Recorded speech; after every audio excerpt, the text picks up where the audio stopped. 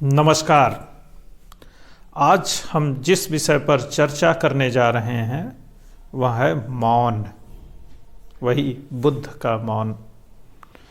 जब बुद्ध से लोग ईश्वर, आत्मा, जगत, जीव मतलब इन पे सवाल पूछते थे तब वो मौन हो जाते थे, और मौन होने के तब ढेर सारे अर्थ निकाले जाते थे, और आज तक उस मौन के अर्थ निकाले जा रहे हैं। कोई इसे अज्ञान मानता है, कोई उसे ज्ञान मानता है, तो कोई इन विषयों को अनावश्यक प्रश्न मानता है कि ये विषय वास्तव में प्रश्न के लायक ही नहीं है। तो अपनी अपनी समझ के हिसाब से प्रत्येक व्यक्ति मौन के अर्थ निकालता है। तो इस अर्थ के पीछे व्यक्तिगत समझ का बहुत बड़ा रोल है। मतलब व्यक्ति के स्वयं के ज्ञान की भूमिका कहीं अधिक हो जाती है मौन को समझने के लिए। तो मौन हो जाना इसलिए बहुत आवश्यक है, क्योंकि हर प्रश्न का जीवन में जवाब देना जरूरी नहीं है। उसको वक्त के साथ, वक्त के सफ़र में छोड़ देना चाहिए, जिससे उस मौन के अपने अर्थ निकल सकें। तो यह बात क्यों की जा रही है? तो इसके पीछे अभी हाल की ही घटना है, मतलब हमारे प्रधानमंत्री जी से जुड़ा हुआ है। मतलब पंजाब दौरे के दौरान सिक्योरिटी ब्रीच की जो खबर चल रही है उसी के बारे में है। मतलब हमारे प्रधानमंत्री यानी मोदी जी के समर्थक और विरोधी दो तरह के खेमे देश में हैं। खासतौर पर मीडिया में एक ऐसा वर्ग है जो लगातार उनका समर्थन करता है। मतलब समर्थन इस हद तक है कि वह उनमें कोई दोष नहीं देखता है, और इसी वजह से उनके विरोधी जो इस अति समर्थक लोग हैं उनको भक्त की श्रेणी में मान लेता है और भक्त नाम से उनको संबोधित भी करता है। दूसरी तरफ उनसे लगातार घृणा करने वाले लोग हैं।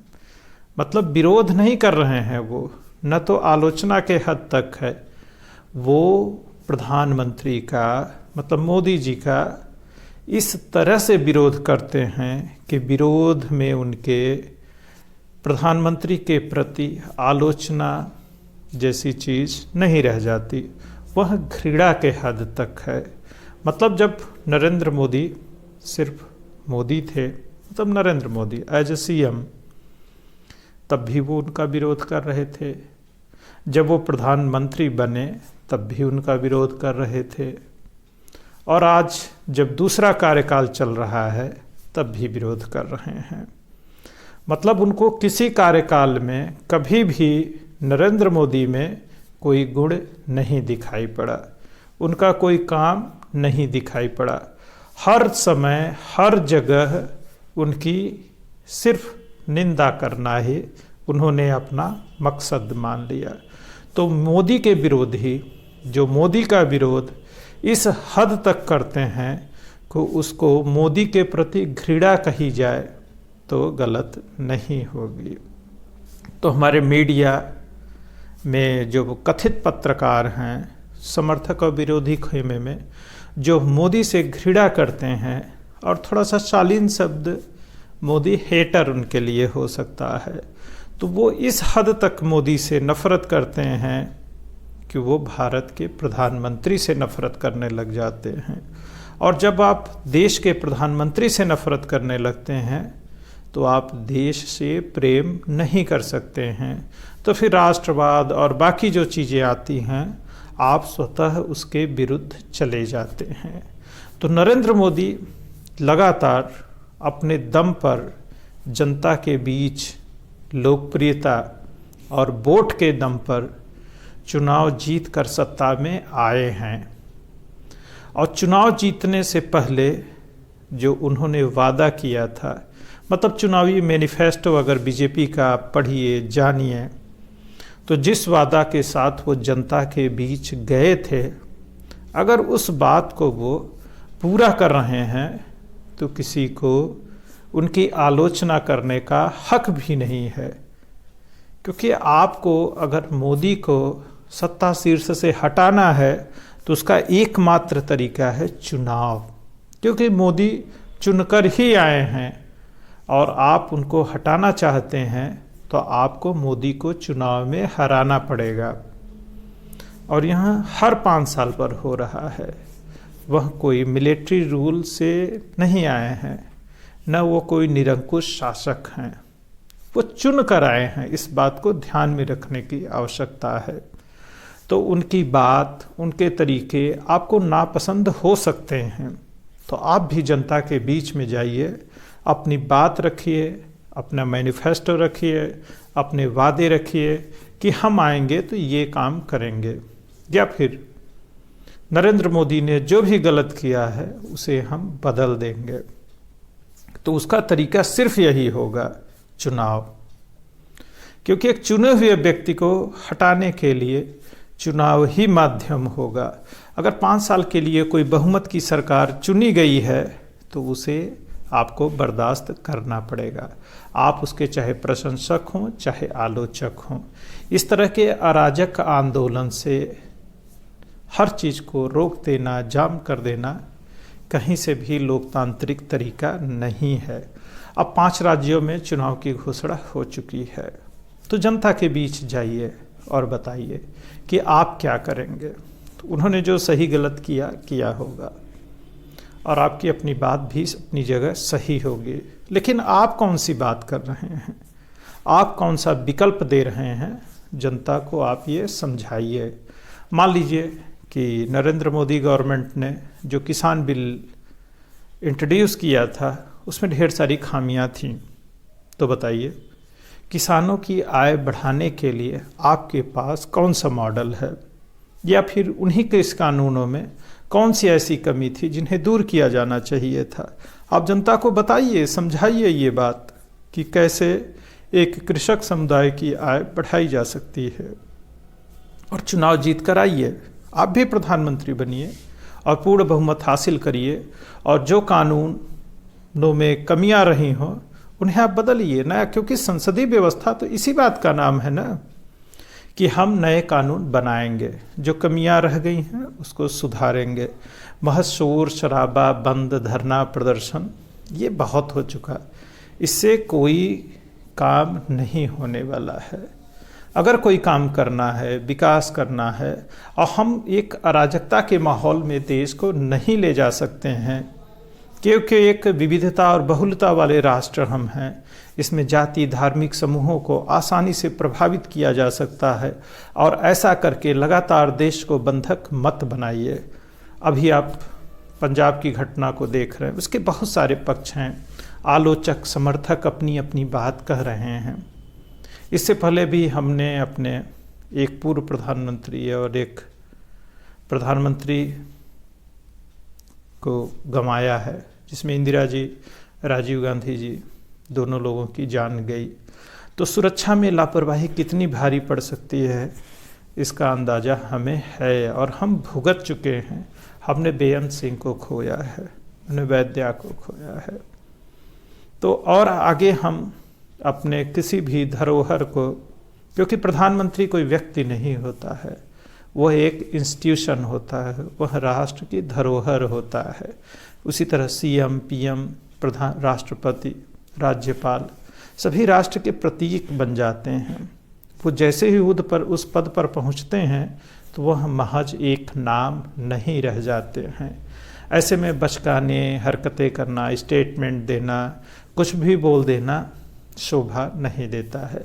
खास तौर पर बड़े राजनीतिक दलों और मीडिया पर बैठकर बकवास करने वाले लोगों को क्या कहा जाए। आप राष्ट्रीय गरिमा के विरुद्ध अनावश्यक बात कर रहे हैं। अगर हमें कुछ बदलना है, नापसंद है, और हमारे यहाँ लगातार चुनाव हो रहा है, तो हम चुनाव के माध्यम से सरकार बदल देंगे। और उस कानून और व्यवस्था में फिर बदलाव लाएंगे, न कि इस तरह से अराजक तरीके अपनाएंगे। लगातार सड़कें जाम करना, पता नहीं हम किसके विरुद्ध जाम कर रहे हैं। अगर सरकार बनी है, फिर दूसरी सरकार बनेगी, फिर कानून में बदलाव आएगा, ये इतनी बड़ी आफत नहीं है। हम संसदीय व्यवस्था में चुनाव के माध्यम से सब कुछ बदल सकते हैं, बना सकते हैं। तो चलिए फिर उसी मौन पर आते हैं। तो हम निश्चित रूप से मेरी बात सुनकर आप भी मुझे मोदी भक्त की कैटेगरी में डाल सकते हैं, फिलहाल ये आपकी मर्जी है। लेकिन प्रधानमंत्री जी का जो मौन रहता है बेहतरीन है। डॉक्टर मनमोहन सिंह तो इसके महारथी थे, मतलब हमारे पूर्व प्रधानमंत्री, और उनकी भी गरिमा और सम्मान उतनी ही थी जितनी आज के प्रधानमंत्री की है। मतलब उससे समझौता नहीं किया जा सकता है। तो मौन सबसे बड़ी ताकत होती है। सोचिए सिक्योरिटी ब्रीच में क्या हुआ, कैसे हुआ, उसके तमाम पक्ष और पहलुओं पे तमाम तरह की बातें हो रही हैं। क्योंकि हमारे यहाँ जब कोई घटना घटती है तो उसके परिणाम भी होते हैं, पूरी दुनिया में होते हैं, हर जगह इसके परिणाम होते हैं। लेकिन जाति धार्मिक समूहों की वजह से उसकी बहुत खतरनाक व्याख्या होती है और उसके फायदे भी समाज में उठाए जाते हैं।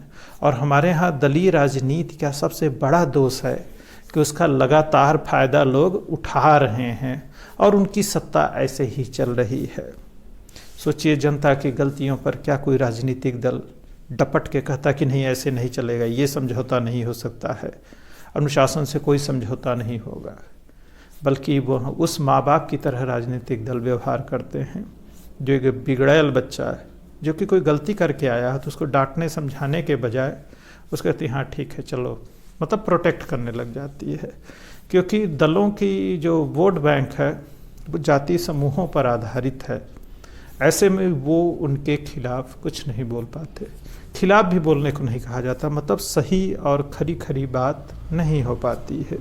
सोचिए आरक्षण के मुद्दे पर क्या कभी खरी खरी बात हो सकती है कि समाज के वंचित वर्ग को कितना उसका फ़ायदा हुआ, कैसे उसको लागू किया जाए, उसमें क्या सुधार किया जाए। मतलब अगर आपकी बात समर्थन या विरोध में गई और वह सच ही होगा तो आपकी खैर नहीं। तो लोग सुनने को तैयार नहीं हैं और राजनीतिक दलों ने हमारे समाज को तैयार होने भी नहीं दिया और उसका खामियाजा हम भुगत रहे हैं।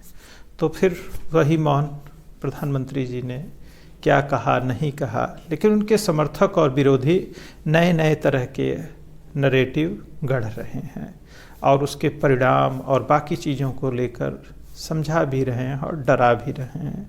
लेकिन समझा कम रहे हैं, डरा ज़्यादा रहे हैं। क्योंकि मीडिया सिर्फ मनोरंजन और डराने का माध्यम नहीं है। उसको एक कठोर टीचर, अनुशासित अध्यापक या फिर सही सही खरी खरी बात कहने वाले एक गुरु की भूमिका में भी होना चाहिए, जो कि नहीं है। वह न्यूज़ बिजनेस में न्यूज़ को बेचने का सिर्फ एक माध्यम बन गया है और पत्रकार न्यूज़ जॉकी बन गए हैं जो अपने अपने एजेंडे सेट करने में लगे हैं। अभी आप चुनाव को देखिए तो अलग अलग चैनलों को देखिए तो उनका नैरेटिव कैसे चल रहा है। तो आप एक दो दिन देख लीजिए तो आपको पता चल जाएगा कि एक खास तरफ वो अपनी बात को लेके चल रहे हैं और उसी पक्ष में तथ्यों और तर्कों को ढूंढते हैं, गढ़ते हैं, कहते हैं, कहानियाँ रचते हैं। तो कहानियाँ ऐसी चल रही, मतलब अपनी विश्वसनीयता समाचार चैनलों, समाचारों ने खो दी है। मतलब वो समाचार है कि नहीं है यह भी अब बड़ा कठिन हो गया है समझना। तो आपको जो बात अच्छी लगती है, मतलब जिस जात विचारधारा से प्रभावित हों उनको सुनिए और मज़े लीजिए, गंभीर मत होइए और हो सके तो वोट सोच समझ कर करिए। कानून व्यवस्था सबसे ज़रूरी है क्योंकि किसी भी अच्छा या ख़राब इंफ्रास्ट्रक्चर तो रहता ही है, लेकिन कानून व्यवस्था और सही शिक्षा व्यवस्था के बिना कोई भी समाज आगे नहीं बढ़ सकता है। तो वो अच्छा और दुरुस्त होना ज़रूरी है। फिर सड़क, बिजली, पानी जो इंफ्रास्ट्रक्चर का मूल आधार है और इनके साथ कनेक्टिविटी, मतलब अब सड़क में कनेक्टिविटी आ जाती है जिसमें internet, rail, road, air connectivity है, तो सड़क के साथ ही ये जुड़ गया है ना? और ऊर्जा मतलब बिजली, क्योंकि जीवन की अब मूलभूत आवश्यकताएं हो गई हैं ये। और प्रधानमंत्री का मौन निश्चित रूप से सराहनीय है, क्योंकि मौन की परिभाषाएं और अर्थ ढूंढने के लिए लोगों को छोड़ देना चाहिए, और एक ताकतवर समझदार नेता यही करता है। फिर वक्त आने पर वो उसके मायने आपको समझा देगा।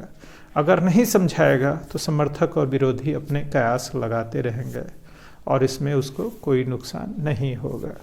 तो आप समर्थक हों या विरोधी हों, जम के कयास लगाइए, क्योंकि वह वक्त आने पर अपने हिसाब से आपको सही कर देगा। तो इसी के साथ आज की बात, अभी की बात खत्म की जाती है। जय हिंद, जय भारत।